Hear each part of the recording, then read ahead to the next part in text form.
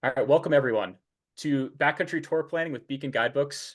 I am so stoked to be joined today by Mike, and we're going to be talking about how to plan a backcountry ski tour, specifically in Rocky Mountain National Park, using Onyx Backcountry in tandem with the guidebook content that we have in our app from Beacon Guidebooks. Mike, thank you so much for joining me tonight. Thanks for having me.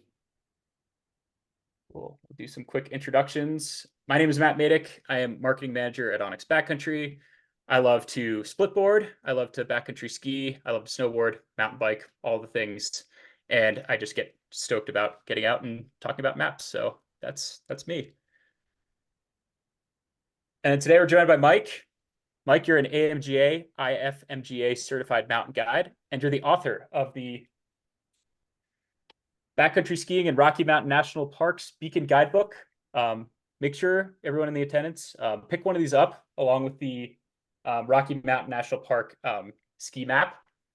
Oh, it's kind of not doing well with the background here, but those are awesome resources. You can pick those up at REI's, Cripple Creek Backcountry's outdoor stores, and they are a awesome resource to have and to have in your ski bag when you're out in these areas, especially if your phone gets cold and dies. So, great. So I want to give a disclaimer before we get too far into this. This is not an Avalanche class. Get professional education, gain your experience safely, and get comfortable with your gear. This is merely a route planning conversation and is not a suitable replacement for the formal education. So what is on the docket for tonight? We're starting with our intros right now. We're going to go over a handful of things that are new in Onyx Backcountry that you might not have seen yet. Then we're going to walk through our Onyx Backcountry demo. And we're going to go over how to make sure your phone is prepped for the field. And then we're also doing a giveaway at the end, along with a Q&A. So get ready for that. So if you have not yet downloaded Onyx Backcountry, now is a really good time. We have this campaign going on called Support Your Forecast. We're offering a discount on Onyx Backcountry Premium and Onyx Backcountry Elite. And when you buy using this QR code, or I think Lance is going to drop this into the chat, you will be able to save money on Onyx Backcountry while we're going to give some of the profits to support your local Avalanche Center. So now is a really good time to purchase Onyx Backcountry while supporting a great cause. And then on that same page, you can also get there via this QR code. We are doing a giveaway for one of our partners. So Goes Health is an outdoor health app backed by wilderness medicine experts that provides relevant and validated medical info when and where you need it. In those unexpected backcountry moments, Go's self-guided protocols and how-to guides enable you to make informed decisions when it matters the most, even when you're off the grid. When you do have service or have a satellite phone, Go's Plus subscription provides you unlimited access to wilderness medicine doctors via call or chat 24/7. Goes is your ultimate outdoor safety companion, no matter where your trip or adventure takes you. So this app is really awesome. I like it because if you are, let's say you're out on a backpack trip or out mountain biking, you're out of service, and you get bit by like a rattlesnake, like you see in this picture here, there's actually like a wilderness medicine library kind of backed up in there. You can say what happened or what your symptoms are and type them in, and this app will actually give you recommendations to what to do now, what to do, once you get out of the field, and it also puts you in touch with a medical team that you can actually reach and contact directly. So we're giving away 2 of those subscriptions at the end of this webinar. The form is at the bottom of the page here. So tune in for your chance to win, and we'll draw the winners at the end of the class. So handful of new things we're working on Onyx Backcountry. This one I'm really excited about. We have a new feature called ski reports. So you can now read and submit ski reports on the guidebook lines in the app. You can share photos, descriptions, conditions, and observations with other backcountry skiers.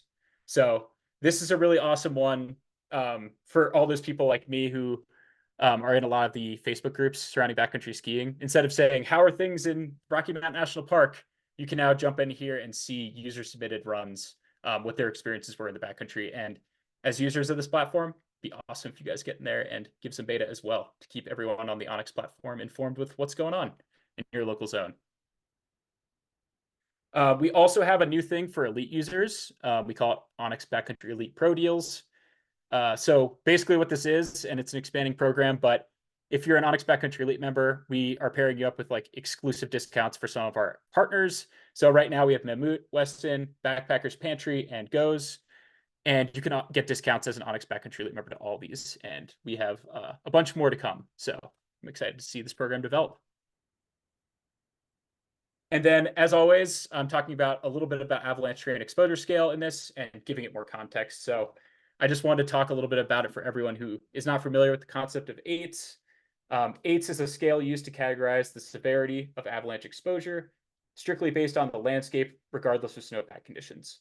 So that's really important to mention while we're talking about eights, is that this layer will not update if it gets a bunch of snow in a region. It's merely a classification of terrain based on like the way the terrain functions. So why was AIDS created? In 2003, there was a really tragic incident in which 17 students from a Calgary area private school were engulfed in an avalanche near Glacier National Park, and 7 of the students had died. So the AIDS layer was created in response to this tragic incident and has really been a new way for us all to look at terrain. And it has a little bit more history than us just creating this layer this year. It has been implemented since 2005 in Canada to provide a framework to evaluate, describe, and communicate complexity of avalanche terrain. And up till this point with Onyx and our Auto 8s layer, it's been done manually, and it is super time intensive and cost intensive. And Mike, you have experience with utilizing the 8 scale when you were publishing the Rocky Mountain National Park Guidebook. Do you care to share any of your experience with writing that into the guidebook and categorizing different terrain based on it? Sure. Yeah, I'd be happy to. I was introduced to the 8 scale several years back through guiding work as a way to objectively categorize avalanche terrain outside of snowpack stability. Just looking at terrain for what it is. And writing the guidebook was a great opportunity to be able to dive into the process that goes into, like, the manual process that goes into categorizing terrain under the 8 scale. So, we had the maps out and we're looking at variables like, of course, slope angle, slope shape, vegetation coverage, and elevation. But the real cool part is diving in and learning a bit about the slope history as well, and figuring out what terrain produced what kind of avalanches, in years or decades past. So I spent a fair bit of time on that with the Rocky Mountain National Park Guidebook with Beacon, as well as with a new climbing nonprofit that I'm working with called Climb Avi Aware, whose mission is to assign 8s ratings to backcountry ice climbs in Colorado. I've been deep in it with 8s for a couple of years, and as a fellow map geek, as you self-described, I find it to be a lot of fun, and so far I've been really impressed with the Auto 8s work that's coming out here too. Yeah, and I think like the most important thing, like we're going to go a little bit more into the specifics of 8s and show it a little bit more in context. But my favorite thing about the 8s layer is that it shows it can work in a handful of different ways. And it also, like, just the concept of 8s works really well for all these different user groups and anybody who likes to get outside in the wintertime. So even if you're a snowshoer or a backpacker, you can actually determine your exposure to avalanches based on looking at 8s, even if you want nothing to do with avalanche terrain at all. Like that's part of what this layer can actually do for you. Cool. So Mike, what's so great about Rocky National Park, and why have you spent so many years of your life recreating it, writing about it, exploring it? Well, I was first introduced to climbing and skiing Rocky Mountain National Park in the late 1990s as a student at Colorado State University. And there was a small but really active community of rock and alpine climbers and ski mountaineers. And, living in Fort Collins, there's not a ton of real nearby skiing. So we spent a fair bit of time there. Now I live in Longmont, Colorado. So the park is still in my backyard. I look at Long's Peak from the end of my driveway. And, my favorite thing about skiing in Rocky is the accessibility to really adventurous terrain.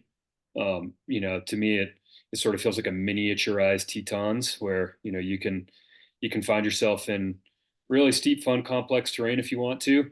Not 45 minutes from your door if you live in the Northern Front Range or Estes Park. Um, I also appreciate the easy access, fun ski touring at places like Hidden Valley. We're going to talk about tonight, and the fun community feel that you get up there on a powder day when a bunch of the Estes locals and folks taking days off work are up there doing laps. That's So awesome. yeah, I guess in a nutshell, it's just the access to a variety of really fun and at times challenging mountain terrain, and certainly the inclement weather Yeah. this time of year. So why did you write the guidebook? What inspired you to write the guidebook? What circumstance in your life had you write this guidebook? Well, I was doing my best I've known the folks at Beacon for a while, for a number of years, through ties in the Gunnison Valley, and Andy approached me a while back to talk about the likelihood of writing a guidebook for various zones around the Front Range that now all exist. I'm pretty busy guiding and doing my thing in the outdoors, and it's certainly not a priority of mine to be at home in front of the computer writing a guidebook. But the stars did align a couple of years back after an injury left me sidelined for a couple months, and Andy just happened to call at just the right time and say, "Hey, how about that guidebook?" Um, and I sure needed something to do, and the whole process kind of surprised me. Talking to other friends who are guidebook authors, I was afraid of how it was going to be so tedious and maybe not quite so enjoyable to put all this stuff out there into the world. But it was a really cool experience being able to reflect on all of the days and the great ski tours and adventures that I've had in the park, and turn them into a resource that I hope a lot of other Front Range skiers will use and enjoy. That's awesome. Yeah, it's definitely a cherished book, I think, on a lot of Front Rangers bookshelves as well as mine. So thank you for your contribution in sharing the Stoke. All right. Awesome. So we're gonna jump into the backcountry demo right now, where we're gonna get into the product and kind of just show a little bit more hands-on of how we approach planning a ski tour. Like Mike and I have never been out together, and let's say I'm going down to visit him. That's kind of the context we're laying and saying, let's look at the avalanche forecast that just came out, and let's pick terrain that is suitable to ride tomorrow. So, without further ado, we should jump into that. So, Mike, first thing you do when you're picking out terrain is read the forecast, huh? Yeah. I mean, especially this time of year, right? It's always going to have something interesting to say. Um, I think as we chatted about when we were talking about this webinar the other day, this time of year, I think we're often out in search of skiing great cold powder snow, and maybe a little less focused on objective skiing, like we tend to focus in on later in the season when the high peaks start to open up. So for me, it's all about figuring out where I can find great snow, and where I can ski it with a reasonable margin, and what the crew I have for the day is psyched on doing. So I think of it as like concentric circles coming together to intersect at that perfect point of what terrain is available to me today, based on snowpack stability. Where is the best snow going to be, in terms of which mountain range or pass here around the Front Range, what elevation or aspect, and then finally, who's on the roster for the tour that day, and what are we planning, and what are folks' goals and fitness levels and experience levels and their desires for the day. So I try to make all those things merge in an ideal spot where we're happily traveling through the mountains as a team and skiing great snow. Yeah, and that's important to remember too, like the human elements of it, right? Like you've been on a tour some time where you're like, oh, so and so has something else to do later today, or like, this person's a little slower, less experienced, like making sure that everyone is dialed and understands what the mission is before you head out, I think is a critical step. And that's one of the places I think Onyx can help with, is help communicate what the day is going to hold. So Mike, do you want to walk us through like a mini state of the snowpack? We've had kind of an interesting start to the year, and now we're having kind of an interesting result after the last storm. So if you want to give us a little rundown on what you think's going on out there, that'd be awesome.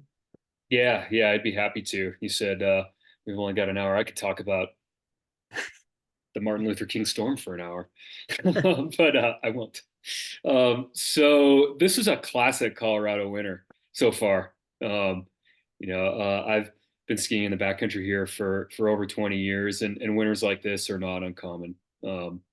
We get our first snowstorm of the year, usually around Halloween or early November, and folks get excited because snow guns are blowing and the high passes are holding snow. But those of us that have been recreating in the backcountry for years see those early snowstorms as a harbinger of things to come, and know they end up getting us to this place, which is a persistent snowpack problem. So that early snow comes in October and November, and it sits around as it did, and we had a extra long dry spell this year, all the way up until about January 4th. I had on my calendar, where a lot of that early season snow got buried, and it's been great for the last couple of weeks. We've had consistent snow, but because we had that 1 to 2 feet of snow that fell in the early season, just sitting there, turning into sugary grained facets. Those don't like to support the stress of the new storm snow on top of it. So we're right where we often are here in mid-January here in Colorado, especially east of the Continental Divide, where we've got a fairly shallow snowpack, and that old snow underneath is just doing its best to adjust to the heart of winter bearing down on it. But I was out today on Bertha Pass, and it's starting to look pretty good. That the snowpack is well over a meter in a lot of spots, and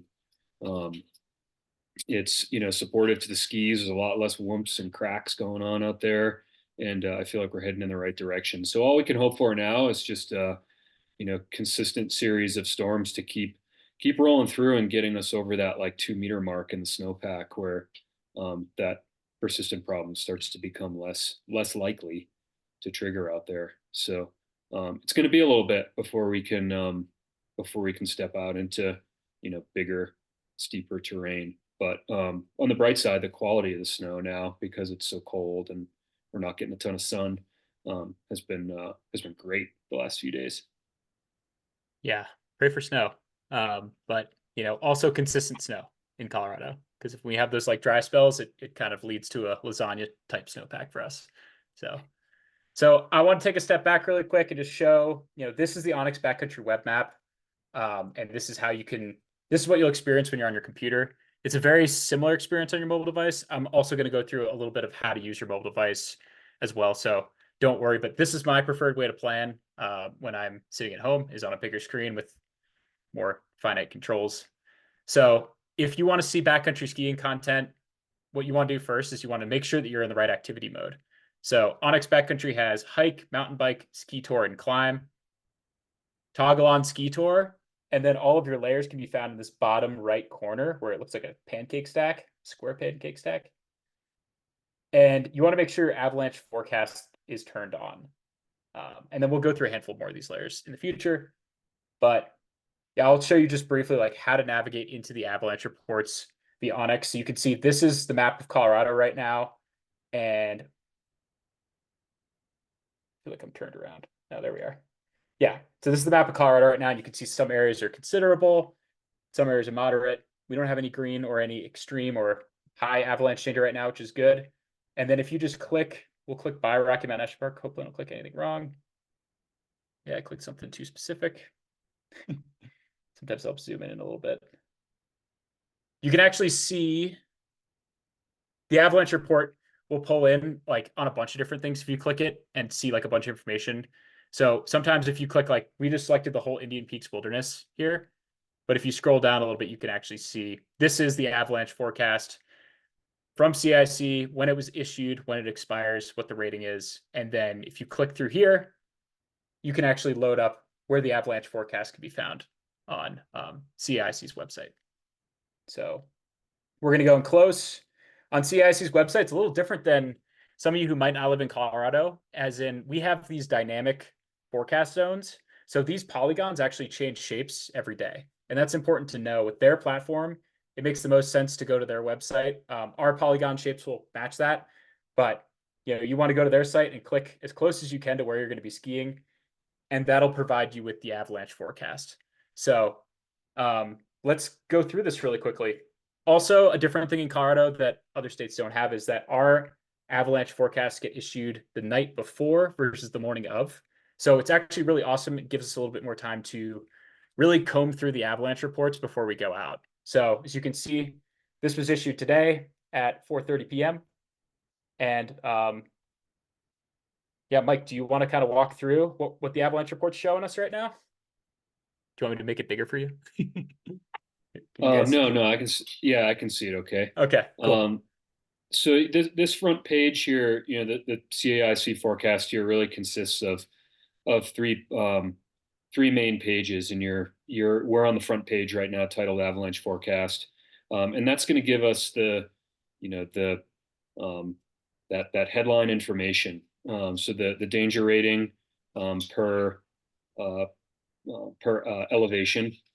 Here below, near and above tree line, we're still in this Groundhog Day here of considerable, meaning that human triggered avalanches are probable in steeper terrain, and they're going to give us a little bit of a narrative about what's going on with the snowpack here as we scroll down. The thing that's also pretty nice is if you stay there, you can see off to the right, it gives us a prediction of Saturday's forecast. So it looks like we might be in for a weekend drop to moderate. And we can read more about why as we scroll down and read about the avalanche problem and the evidence and the signs that we're seeing that point to this persistent avalanche problem. So we click on the next tab there, forecast discussion, and that's where I like to spend a lot of my time, is really just diving into some of the details and minutia of what the forecasters are seeing and what the public observations are providing for those forecasters to pass along to us. And they're just diving into the details essentially along the same theme of what I just chatted about earlier, that we've got new snow sitting on a real weak foundation, almost statewide here. And we've got to be patient and, trust that, even though we're not seeing avalanches happen out there every day because of, new snow or high winds or anything like that, the recipe is still there. And there's a likelihood of triggering these avalanches. So the last one is weather forecasts, the last tab there. And that gives us a point forecast for the spot that Matt clicked on there. And looks like it's still loading up. I don't know why the NWS isn't up there for some reason, but those two things you can click back and forth on there, NWS and CAIC, those are two different weather models. NWS is the National Weather Service, and it's what you'll find if you go on weather.gov and get a pinpoint forecast. The CAIC is actually a proprietary model built by one of the CAIC forecasters that is kind of an amalgamation of a few different models that they found to be accurate in the past. So when you find that those two models are in agreement with one another, there's a high degree of confidence in the weather forecast. If you toggle back and forth between those two things and they're kind of way off from one another, then maybe there's some uncertainty in the forecast. So great resource here. And as of this year, I think they've given us another 12-hour extension onto the weather forecast too. So we can even look towards the weekend now. Yeah, and all three of these pieces are really, really important. Like, if you're just reading the avalanche problem, like in Colorado, I find myself getting like a little complacent sometimes because you're like, of course it's considerable danger, and of course there's a persistent slab. And that's where the nuance really comes through in the longer descriptions. And like if you read through these, there's often things like you feel like your brain is just like putting a highlighter over it, being like, there's different things you can pull out of here and get a better perspective on what is happening in the mountains, versus just looking at the broad diagram. So I always recommend reading these before you go out. It makes a huge difference in my understanding of the snowpack. And then forecasts are really great for planning like what you can expect for the next day. If there's a lot of wind, or if it's snowing a lot, or the weather is going to be really warm, all three of those things and more can greatly affect like what will happen while you're out, and then that can drastically change what the avalanche conditions will be. So Matt, and there's just a couple of other features here that I'll briefly point out to folks that aren't yeah, necessarily front and center. So if you go to the top bar there, and the observations drop down, I go to view field reports fairly often. And this is a page where you can look statewide at field reports that both forecasters and the public are submitting. Some of these field reports contain avalanche observations. Some of them just have photos or narratives of who traveled where and what they saw. So you can filter that out, up top on top of the screen there to your specific zone if you're not interested in scrolling through the entire state. Um, Under that same observations drop down, you can go to the Avalanche Explorer map or Avalanche table, and this tells you where avalanches have occurred all season statewide. For my brain, it's a lot easier to look at the table. That's just kind of how I like to scroll through. So um, a lot of these avalanche incidents do eventually make it onto the Onyx site too. So if it's something significant that has resulted in a report or an unfortunate injury or fatality, then those real significant events make it onto the Onyx site, which is I think a pretty cool thing to be able to access via the app. yeah, that depends on the region. So we're working like to partner with all of the different avalanche centers in different ways. So with Colorado right now, we have like historic avalanche fatalities. But in places like Utah, we actually have avalanche observations and avalanche incidents, I think, in the app. So there's different icons for all of those. You can see them. And it really helps demystify avalanches. Like a lot of times you hear about like, oh, there's a bunch of avalanches last weekend. You're like, where are these things? What were they like? What do they look like? And a lot of these times, like I think the tools that CIC is building is just such an awesome way to visualize like the impact of not only just like avalanches, but like what percentage of them were natural, how big were they running, what aspect were they all on. So this, as a data nerd, like this is a really interesting thing that I feel like I could spend a whole masterclass on talking about. So And you're right, the CAIC is definitely one of the most um, well staffed and informative avalanche centers out there. So I'll probably wrap up my talk about the forecast page with don't cool. forget to support your local avalanche center and Yeah. become a friend of the CAIC, or if you use this every day, then join and donate. And hey, we got a sale going on right now. And when you buy the app, we'll donate to avalanche centers like CIC so they can build cool tools like this. So That's great.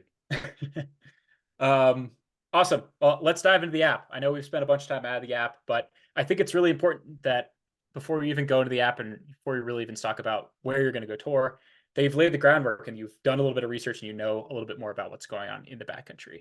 So we've already decided, because we have an area in mind that we want to go, that we want to ski in Rocky Mountain National Park. So I'll show you how to navigate to that. So first is make sure that you're in that activity mode ski tour. And then if you click over here to this Discover tab, this will open up all of the guidebooks that we have in the app. So you can see Bald Mountain, Loveland Pass, Hoosier Pass, Bertha Pass, lots and lots of places. And here we see Rocky Mountain National Park. So we're going to click into this one and it zooms on in. So once you're here too, there's an overwhelming number of options in the park. And it's also a good idea, like even in that last section, like you could at a glance say, like just from that zone, looking at those avalanche conditions, being like, okay, like Berthoud Pass has a lower avalanche danger than Rocky Mountain National Park right now. And then you can dive into why, but like that's another good area that we try to put the avalanche forecast like right in your face. You never miss when it's higher than you anticipate. And then we also integrate these snowtel stations. So when you're on these Discover cards for the main area for the guidebook, you can actually click through here and say, you know, how much snow fell last night, and you know what the current snow depth is, what the 24-hour density is, what the 24-hour temperatures have been. Has it been really warm? Has it been getting a freeze overnight? All that stuff. So you can actually click through here, and you can actually see these are the snowtel stations here. So like we try to integrate the ones close to your line, especially as you get into the different zones. But if you're just curious about different areas of the park, because this is a pretty vast region, you can actually sift through those and see which snowtel stations are registering the most snow. And then here we go. We're looking into all the different zones in the guidebook. So as I said earlier, there's a really overwhelming number of different areas and zones in the park. And what we're looking for after we read the avalanche report is something that is, we're going to bring back the 8 scale. We're going to look for something that is 8's level 1 or simple. So you can see places like Andrews Creek. And when you highlight these two, you can see that they're showing up like outlined in green on the map over there. So we're looking for, you know, challenging is the level 2, but we're really going to want to stick to the green simple terrain. So scrolling through the park, here is what I think is going to be our zone that we're going to talk about. Well, I know it's going to be the zone we're going to talk about, but Lower Hidden Valley. So when you click on this, there you go. So we get our first eyes on the zone. So again, there's, I think 4, debatably 5 classifications for Avalanche Terrain based on the 8 scale.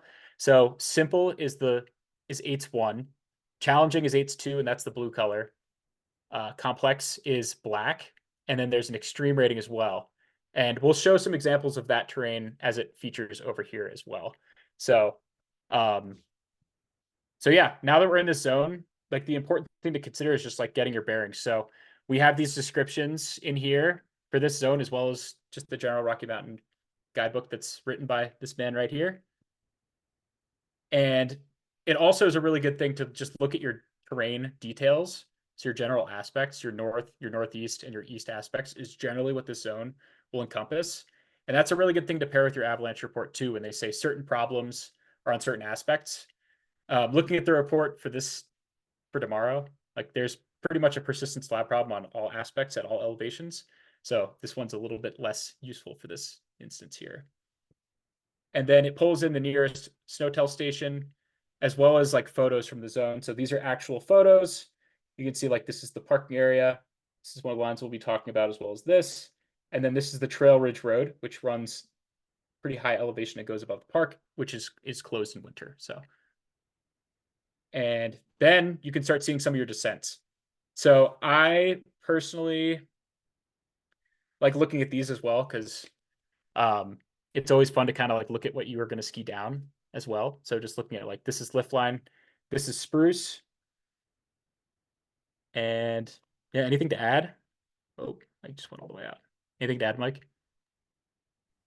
Yeah, I'd say the only thing that I'd add about Lower Hidden Valley, something that I really appreciate is, so it's historically, Hidden Valley was a ski area, in the latter part of the 20th century. And, you know, there used to be ski areas at a lot of the national parks. Now there's not. There's a couple of great documentaries about some of those old national park ski areas, including Hidden Valley, if you want to learn a bit more about it. But this whole Lower Hidden Valley zone was cut ski runs for several decades, and although a lot of those runs are overgrown now, you know, you can still find plenty of open spots in the trees and evidence of some of the older runs to ski, that you know, those opportunities broaden as the snowpack gets deeper. I included some of the modern iterations of those old runs that aren't like super overgrown now, that the public uses pretty regularly. But there is an old ski map of Hidden Valley that you can find online that has all the old runs and stuff. So if you really want to get in there and explore, you should check that out. Awesome. So, you know, looking at this run, like the conservative approach is staying in the Lower Hidden Valley. You can see this is the Upper Hidden Valley zone as well. and staying below these trees. And then this is an area in which I'm going to show just briefly, like the considerations you need to make too when you're leaving Lower Hidden Valley and looking at Upper Hidden Valley and utilizing our auto weights layer. So I have to give a disclaimer. What I'm about to show you is actually not the eighth layer right now is not in Rocky Mountain National Park to the public. We are working with CIC to like cross-reference and check what our computer model has generated before we roll them out into zones. So you won't see it in Rocky Mountain National Park. You'll see it on places like Berthoud Pass and Silverton and a lot of other areas, but not quite here right now. But I think it's really important to show just like what this layer can do. So I'll turn this layer on. It's our Avalanche Terrain exposure scale layer. Gives a little warning that it's in development. And this will also, I think it does a really good job of showing just the difference between the simple terrain, the green terrain that you'll see in the app, as well as the challenging terrain, which is the blue terrain right here. So like Mike, when you're out here and looking at the avalanche danger, like what makes you go for the upper section versus the lower section? And like how do you think the eights rating can help you determine that? Yeah, so you were getting to 4 versus 5 eights levels, and that's kind of well, it's not in flux anymore, but there's recent developments in the eights now that we've added an eights level 0 to the mix, or an eights level 0 has been added to the mix, and that's non-avalanche terrain. So a lot of the new like light tours books products and things like that as they come out are going to reflect that. So simple level 1 eights level 1 terrain is means that the terrain is below, majority of it's below tree line, and under 30 degrees, few to no areas where you could trigger an avalanche. And for me, if I'm going to be going out on a, say a high danger or considerable danger day where human triggered avalanches are likely, and I'm going to be going out into an area that's unfamiliar to me, or perhaps the weather's really bad and I can't see the terrain above me or around me, this simple terrain is going to be my go-to. Just because I know that I can confidently move through it. And even if I can't see the terrain above me because of obscured skies or just unfamiliarity with the topography, that I know there's not like big terrain lurking around the corner. Um, Challenging terrain, where we move up into, you can just see pieces of that terrain above the Trail Ridge Road there. Challenging terrain does have avalanche terrain, but it also provides options to avoid exposure to that terrain. So, I think moving up into Upper Hidden Valley on a day like today would be a totally okay choice. And I think that depending on your personal level of risk acceptance that you want to take on, your familiarity with the terrain, so that you can avoid those few pockets up there above the road. Um, that's what challenging terrain really is getting at. Is that you certainly can find avalanche terrain here, but with careful route finding, there are options to be able to avoid it. We were talking recently about how in the last storm cycle there was a human triggered avalanche above the road here at Hidden Valley, which isn't something you see all that often. There's really only a few spots where it's steep enough and there's enough wind loading and snow coverage to be able to produce an avalanche that is potentially harmful to a person. But with more people heading out and looking for fresh lines in every little nook and cranny, folks they're gonna find those spots. So yeah, that's the big difference between simple and challenging. Yeah, and like the way I've been using this layer a lot is using it as a way to cross-reference like the traditional way that I've looked at tours before eights and using like your slope angle shadings. So, but I actually, before I do that, I want to mention that like one cool thing that eights can do is kind of identify for you like pockets of like, terrain traps and like steep terrain that like sometimes you might not acknowledge if you're on a road, or on like a pretty obvious skin track. So that's like one area to point that out on. But I'm going to flip over just the traditional um, slope angle layer and showcase that. If it'll click on. Here we go. Cool. So I think like if it were me and you, I think I would go about the day looking at having a two plan day, right? Like having our plan A, which is like we want to ski above tree line and we want to ski up here in these awesome bowls, and our plan B, which is like we need to keep it more safe and based on our observations and we're out there, and we need to stick below tree line.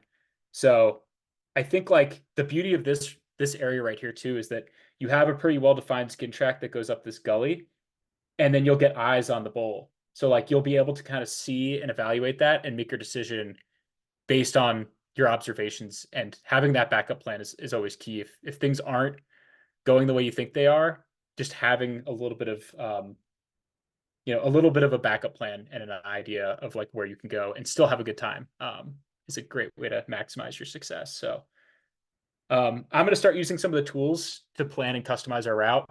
So, and I'll show you. So over in this right hand corner, this is where we have our route builder, our line draw tool, our area shape tool, waypoints, and then with this one, you can add photo waypoints. I like using our route builder the best for building routes.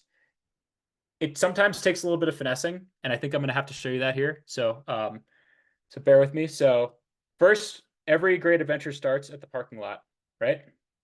And this one actually has a pretty accessible parking lot with a bunch of parking spaces.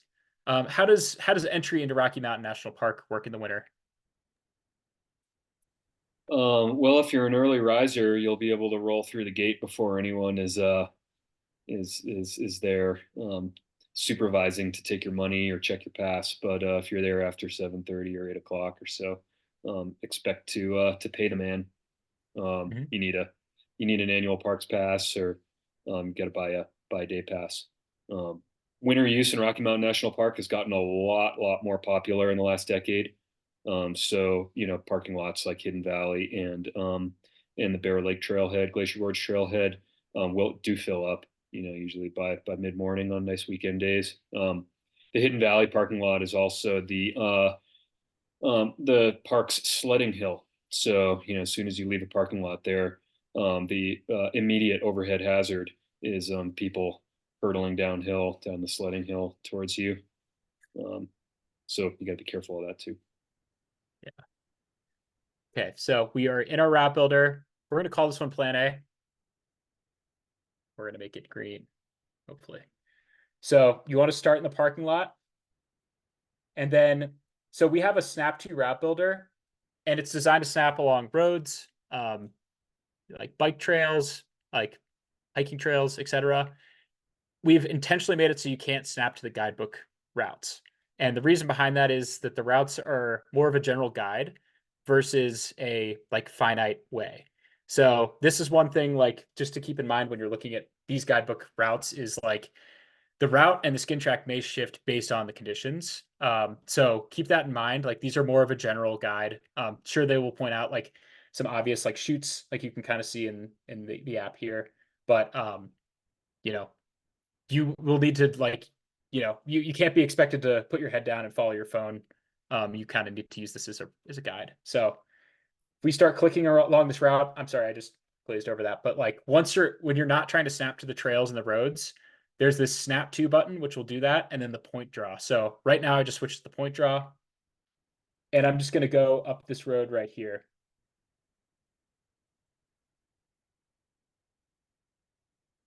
All right. So you can see as I've been clicking up the road, it's been calculating our distance, our elevation gain, and it gives you like a little bit of a reading, a profile of like where the steep parts are and all that. So you can kind of anticipate when you're going to start pushing. So once we get to this ridge line, this is the first decision point, I would say. So we're going to go 1,000 feet and we're going to hike a mile, and then we're going to get eyes on this bowl. And then Mike, you and I are going to be looking for reasons. We're going to be looking for red flags or any signs that tell us that this isn't the day to do this. So when let's say you're in this position right now, like what are the top things that you're going to be looking for? Well, I mean, I want to be able to see where I'm going, and I want to be able to know what terrain lies above me. the map tells me, gives me a fair bit of that information, but having eyes on the terrain is a big part of it. So, I'd say, one of the top reasons for me to default to lower elevation skiing, whether it's here at Hidden Valley or anywhere else, sticking in the trees is visibility and blowing snow. So if you can see the terrain above, then it allows you to have a discussion with your partners about how you're gonna if and how you're gonna use that terrain. Um, so they're not often going to jump out at you here in Hidden Valley, but obviously recent signs of instability. So if the snowpack's been talking to you on the way up, with collapsing or cracking, or there's any small avalanches on isolated slopes that you see, those are things to bring up and vocalize to your team. Make sure that they see what you're seeing, and that you're all reading off the same sheet of music when it comes time to make a decision. Um, and then, oftentimes too, it's like I'm looking at my watch and thinking about, how long did it take me to climb the, 1,000 feet that it takes to get to the parking lot? What time is it? What did we have a turnaround time to make sure that we get back down in the car before dark, or, before we gotta pick up kids at school or whatever you got to do. Yeah. So you're having that chat as well. Yeah. We had a question come in about kind of like the Munter scale. But yeah, I think like in terms of like knowing how fast you can go, like what are your key metrics? Like, combining distance and elevation, and also your fitness level. Like what do you usually go with? So I like to combine my speed horizontally, so like walking across the sidewalk or down the road, or skinning on an established skin track, with the rate at which I gain vertical elevation. So those two things come together. So I think a great place to start is for a, like typically fit person moving uphill at a moderate pace. You can count on gaining 1,000 feet an hour. If you can, walking uphill, skiing uphill at a moderate pace, and you're not like having to break trail in really deep snow or do a lot of tricky route finding or bushwhacking or something like that. 1,000 feet an hour is something good to shoot for. You get to 2,000 feet an hour or so, and you're starting to talk about rando race pace there. People that are half running up the hill. And horizontal distance, I always say sidewalk pace is about 2 miles an hour for the average walker. So I'd say on skis, on the flats with maybe a little bit of glide on a well-established skin track, somewhere between 1 and 2 miles per hour is a good place to start. Someone did bring up sounds like someone did bring up the Munter formula, and that's another great skill to have. Something that we don't have time to jump into tonight, but there's certainly plenty of resources to learn how to use that, which breaks down those vertical and horizontal metrics into something that you can get a bit more granular with. But for now, I'd be shooting for that 1,000 feet an hour and 1 to 2 miles per hour is a good place to start. That sounds about my speed. So cool. Yeah. So as you hit this part, you're actually hitting the Trail Ridge Road. So we're going to follow that and go up to the Big Basin Ascent over here. Kind of like loosely going around it. All right. So also like here, you can see, we're starting to get into like steeper terrain. When we were looking at it before, like this would be classified as challenging terrain as well, using the 8 scale. So we want to make sure that we're like keeping on our toes through this section, and, even maybe looking at this red roll over here and saying, maybe we should go a little bit higher up to avoid the steeper terrain. And then once you get to the summit, it kind of flattens out a little bit. And then when it comes to your decision on what to drop, like you should probably make that in that lower section at the decision point. But like, what do you look for? Is it untracked lines? Is it looking for tracked lines? Like, what is your philosophy generally when you're looking at this zone? Well, of course, it's like what terrain is available to me on that day based on snowpack stability. And some days, like today, it's like, all right, we got a hard and fast rule that we're keeping it under 30 degrees. So I'm looking at that slope angle shading, or I've got my slope meter out of my pocket and I'm measuring slopes and chatting with my partners about staying within those parameters. Otherwise, if the snowpack stability allows me to explore a bit more of the terrain. I really like to use my skin track on the way up to be able to explore different snow qualities. And the snow here in Rocky Mountain National Park, does often get affected by wind because of its elevation. You might be on a slope where there's a sun shade line, and certain part of the slope might have a sun crest on it, and the other part might still be cold snow.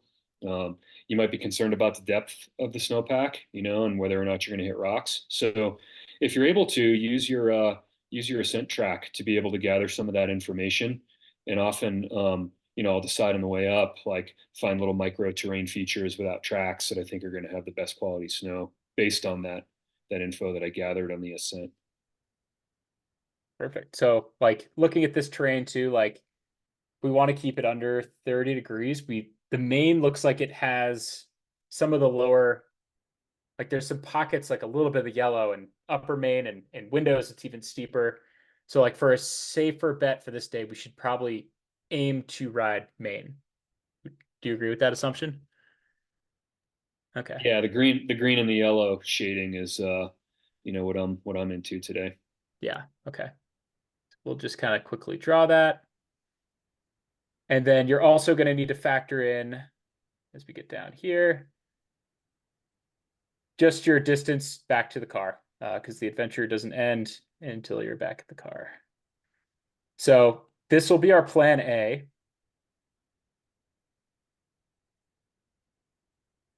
And then we'll do a quick plan B. So let's say we get to that ridge line. Oh, yeah, one more thing. I want to show two things, actually. So first is folders. I'm obsessed with this. This is the best way to organize and share your stuff. So I'm going to create a folder. We're going to call this Rocky Mountain National Park. We're going to save it. And then the other thing I like to do, okay. The other thing I like to do is drop waypoints. So like this one right here, come back. This is our decision point that we evaluated. So we're going to put a little yellow icon there and just make sure that when we get to this point, we're having a conversation about whether we should continue to go up or down. You can also add photos to this, which is really awesome if you like scouting out zones, take pictures from like where these waypoints are of like what these areas look like from your perspective. We'll add that to our folder. And then we'll quickly run through like what our plan B is. So if we want to stick below the trees, like a suitable run is this up and down. That is definitely something it'll probably be pretty tracked out and kind of like riding on a road. So I think this Aspen section is going to be a great alternative and will get us some good, potentially East Coast style tree skiing, right? It's kind of tight in there, right? So we'll make this one as our red. And we'll just do the same thing where we're following this route. Again, I forgot to switch to this point draw to get off a pre-designated trail. We'll click up it. Then we'll go down lift line. And then like when you're in this area, Mike, like between continuing on lift line or elbowing over to spruce, do you like peek over there and see if there's fresh snow, or like what is your general philosophy? Or do you go rogue and choose your own line? Speaking of East Coast skiing, the bottom of lift line notoriously has an awesome kicker that the sledders build down there. So I highly, and it's very narrow and often bumped out. So I'd highly recommend lift line. But no, hanging a right there on the lower angle stuff will be a little bit easier skiing for sure. Beautiful. Yeah, and you can see like since we built our plan B too, like you can see our distance is 1.2 miles, and that was like 0.6 miles up. So like could be 2 laps over there, if you wanted to, versus one big one up there. So I'm going to name this one Plan B. And I'm going to save it to the folder. And we're going to hit save. And then I also like putting a little parking thing so we're all on the same page. Like there's been times where I've been out for a tour and you explain, you're like, oh, it's the one, it's the parking spot, it's the one around the corner. And then they're like, you think you are both on the same page. and then you're just looking for each other out of service when you can't figure out where the other one is. So we have a ton of different icon colors and icons. This is parking. We'll save, and then we'll add to that folder as well. I didn't label it, but that's okay. Right, cool. Rocky Mountain National Park. Cool.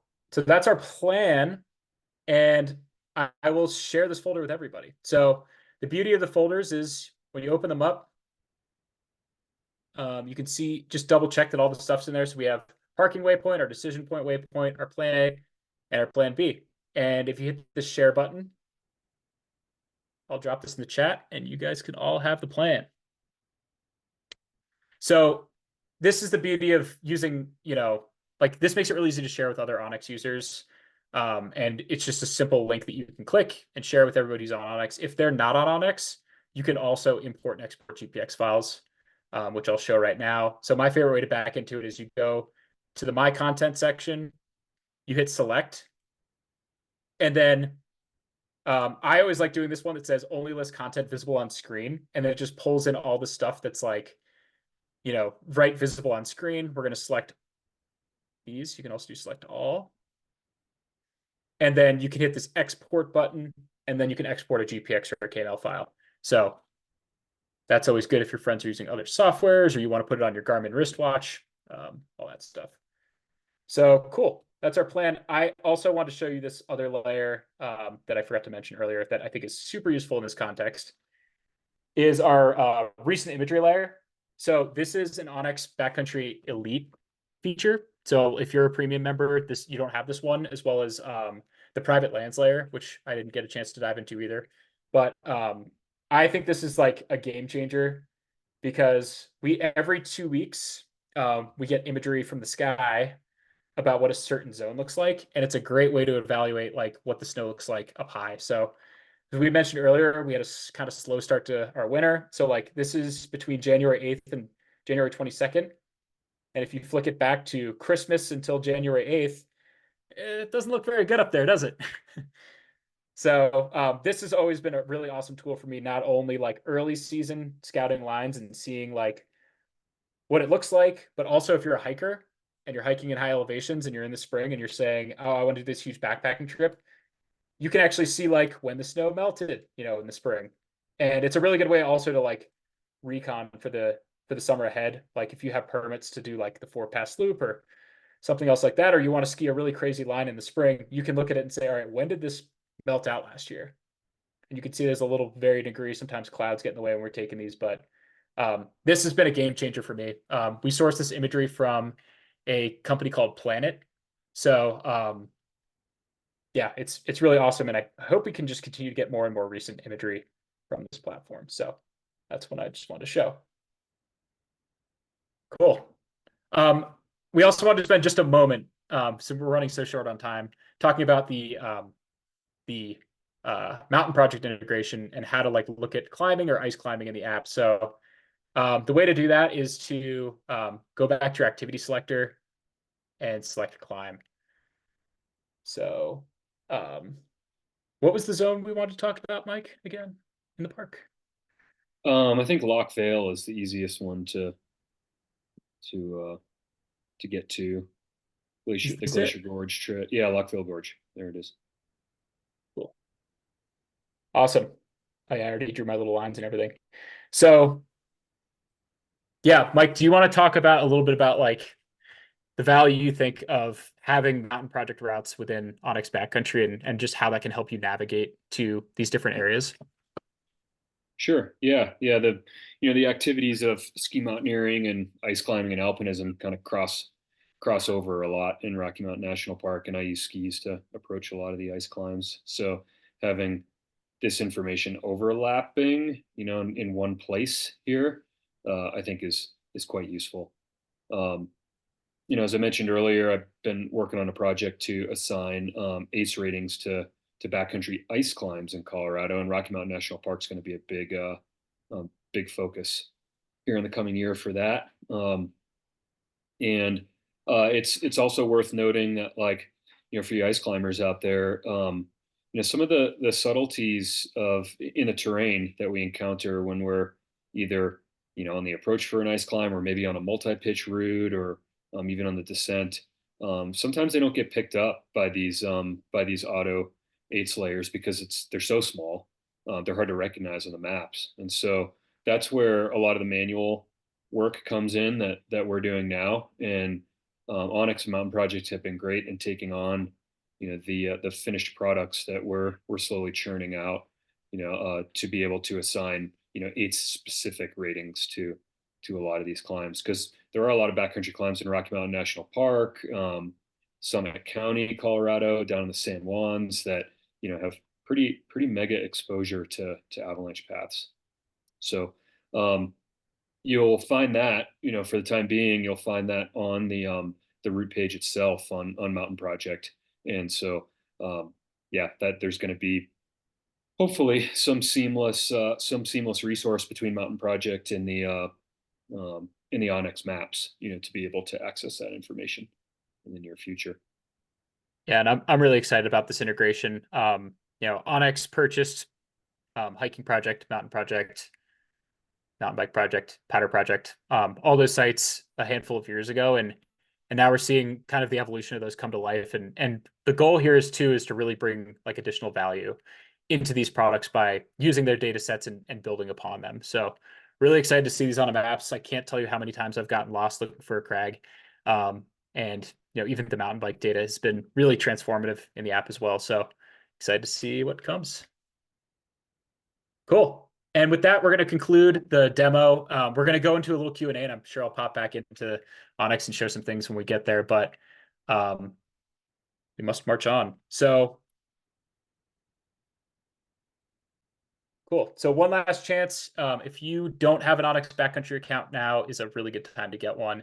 We have this Support Your Forecast campaign going on where you can save on Onyx Backcountry Premium and Elite, and we're donating to Avalanche centers so we can get more awesome information from them, and we can show a little love to the Avalanche forecasters who are out there every single day, writing those lengthy descriptions of what the current conditions are so we can stay more informed. So this QR code will bring you there. Lance, if you could throw that in the chat as well. And that same link will get you entered into our giveaway. So make sure you go there. There's also an option if you want to start a free trial on there. That'll give you 14 days of Onyx Backcountry Elite. You can also still enter our giveaway even if you're a trial member. So go on the page, log in at the form at the bottom, and then it'll reveal the entry form. And let's see how many of you have entered. Not enough of you have entered, so enter that giveaway. It'll be really great. We'll draw winners here in a couple seconds. But now we're going to go into Q&A. So Lance, thank you again for answering so many questions during this presentation. If you have any questions, right now is a really good time to throw them into the Q&A, and we can answer them live. I'm getting a little lost in my tabs here. One second.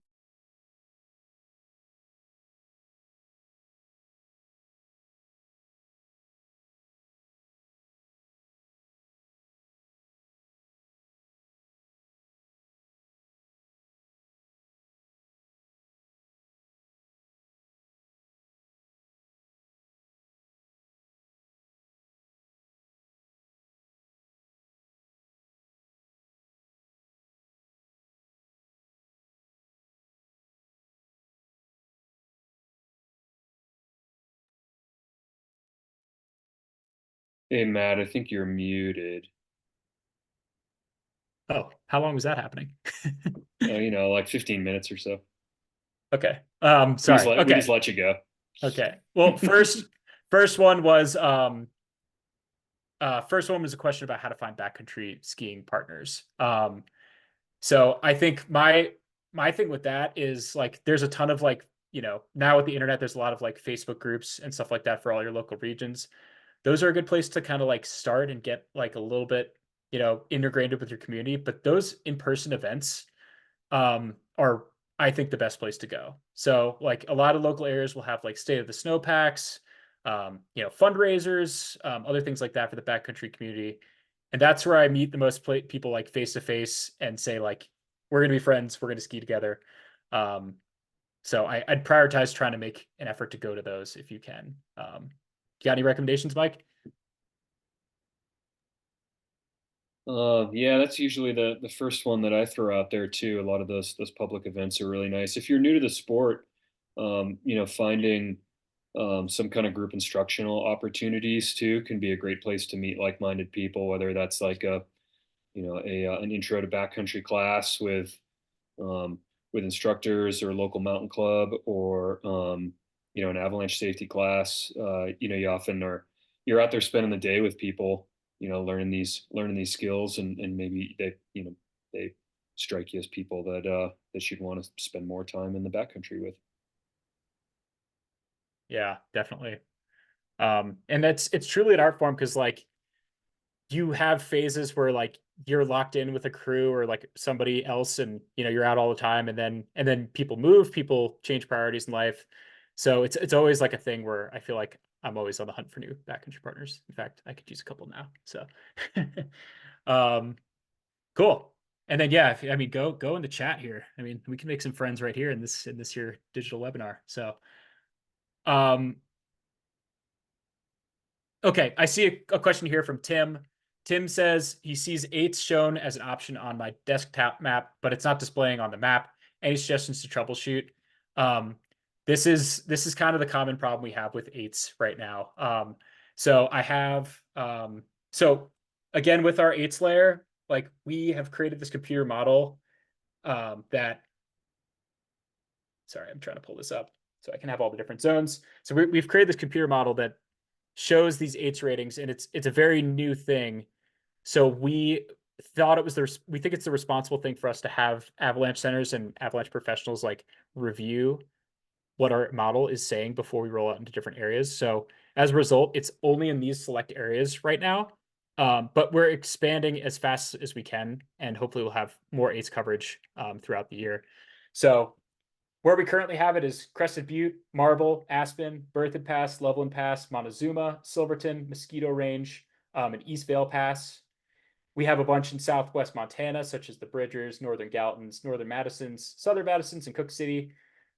In the Wasatch, we have pretty great coverage. So if you're in Utah, we have a lot of coverage for that zones, as well as Salt Lake, Ogden, and Provo. And then we're working with Washington, California, Wyoming, Colorado, Montana, and Alaska for more and more zones. So yeah, we're continuing to try to expand this as fast as we can. But we really want to make sure we're doing it right, because this layer, I think, definitely has the potential for us to lead people into circumstances in which they're not prepared for if our models aren't correct. But the more we put it out in front of people, the more people are saying it looks pretty good. So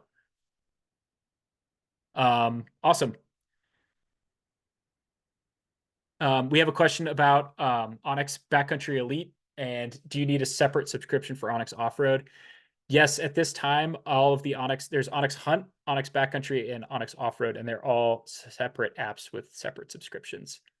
So that's the current state. Cool. Cool. Do you recommend a club to join and learn more about ice climbing? Mike, this is a question for you. Let's see. I can't necessarily think of an ice climbing club off the top of my head. The Uri Ice Festival just took place here last week, and that's a great place to go to introductory clinics and learn a lot of the basics. I'm not sure if Colorado Mountain Club does intro to ice climbing as part of their offerings, but depending on where you live, you could always look for introductory classes offered by a local instructor or guide service as well. Those are usually like group classes that are fairly affordable and teach you the basics from a professional. Yeah, I have yet to go out on ice. I think I need to check that one off my bucket list here soon. So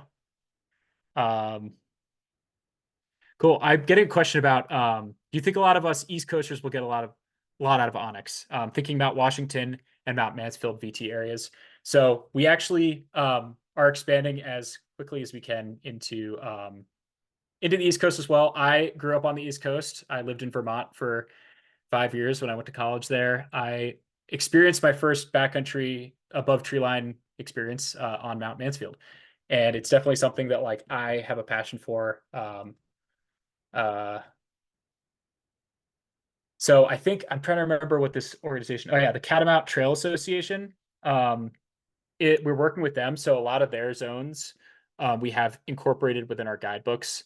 And then I know on Mount Washington we have a handful of routes as well. So we don't have AIDS coverage up there yet, but hopefully we can continue to expand. We haven't forgot about East Coasters. And then also the mountain bike content on there is really exceptional as well. So yeah, if you like climbing, if you like mountain bike, if you like hiking, our goal is to cater to all those activities and all of the places you like to go. So um, yeah, and I think it's speaking of the East Coast, it's really awesome to see a lot of those other backcountry associations form because in Vermont, a lot of the backcountry skiing occurs now on private land that the people are opening it up to. So if you see those routes in our app and you're going to go experience them, like be extra respectful because they are on private land and that opportunity can get kind of pulled away as if it is not treated respectfully. So are we going to expand eights into Oregon? Yes. I cannot say when, but our goal is to have eights the earth. So give us a little time and we're gonna try to get it approved through your Avalanche Center and get that information here. So I saw some questions in here a little bit about the giveaway. Is everybody entered that properly? Because I'm going to draw the winner here soon. If anybody having trouble with that still? Okay. I see a bunch more entries in here, so I know some of you guys are figuring it out. Okay. Kayla, I'm sorry. I'm just gonna put your name on the list. How about that? And Leonore, you want me to put your name on the list too? I'll do that. Okay, cool. Cool. Just give me 1 second and I'll draw these winners here.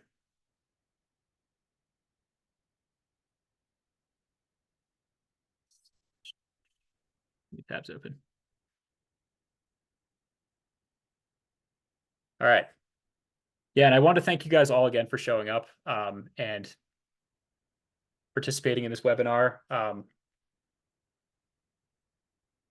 Okay. All right, we got everybody here.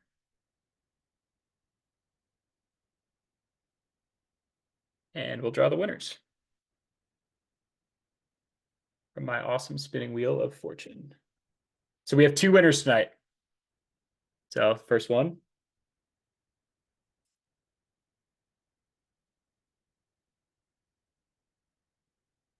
All right, Bob, you're a winner.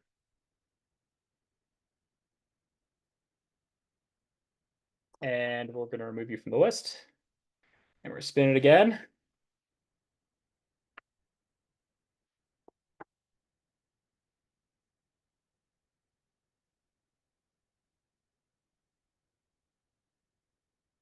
Nathan, congrats. You're our second winner. Cool. I'll be reaching out to you guys via email after the webinar, and we will get you set up with your Goes Plus subscription. All right. And with that, yeah, thank you everyone for joining tonight. I hope you learned something. I know I did. And we're hosting these webinars every month. So come back for another one. We'll have more awesome giveaways. We'll have more knowledge. We're going to start in the spring, shifting away from backcountry ski talk and talking about climbing and mountain biking and through hiking and backpacking. So join us. Tune into the ones that sound fun and tell your friends. And with that, everyone, have a great winter. Stay safe. Get out there and go shred it. Thanks, Mike, for joining us tonight. Nice chatting with you, Matt. Yeah. All right. Bye, everyone. Thanks again.